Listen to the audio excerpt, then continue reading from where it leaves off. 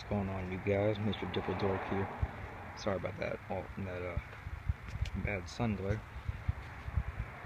Anyway, there's the 92 Silverado, the 383.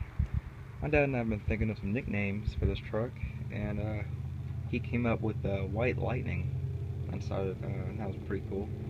So I think that's what we're going to call it from now on. So here we have White Lightning herself. Beautiful truck indeed. Still tuning it, working on it and everything.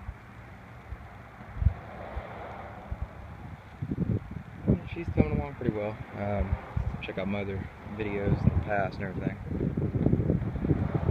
And there'll definitely be more to come.